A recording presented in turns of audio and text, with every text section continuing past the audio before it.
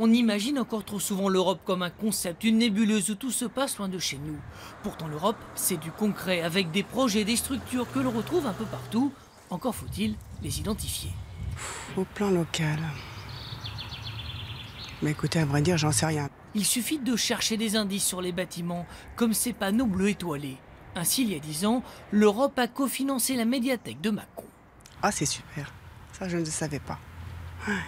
Mais bon, c'est vrai que je viens d'un petit village, donc c'est agréable d'avoir une belle médiathèque comme ça. Je ne savais pas, mais elle finance beaucoup de choses, des choses intéressantes et pas toujours. Mais non, là, oui, c'est un bon financement là. Lorsque la mairie de Mâcon a budgétisé son projet de médiathèque à hauteur de 9 600 000 €, elle a décidé de chercher des subventions pour faire face à cette très grosse dépense.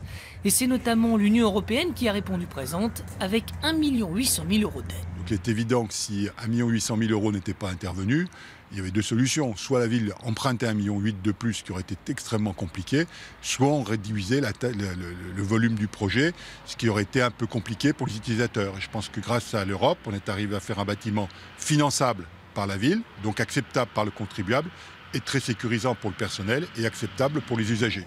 Avec ses 3500 mètres carrés de surface utile, ses espaces d'exposition, de travail, la médiathèque de Mâcon a très vite fait oublier ses anciens locaux exigus. Je trouve que c'est un lieu où viennent toutes sortes de gens. C'est un refuge pour la tête, pour la vie. Par exemple, là, j'ai rencontré un jeune qui vient de Côte d'Ivoire, à qui je donne un coup de main. Et les Mâconnais apprécient tellement l'endroit que les inscriptions ont explosé. Ah bah oui, c'était flagrant. Je me souviens plus précisément, mais je crois qu'on était à 4000 personnes inscrites et on est passé très vite à 6000.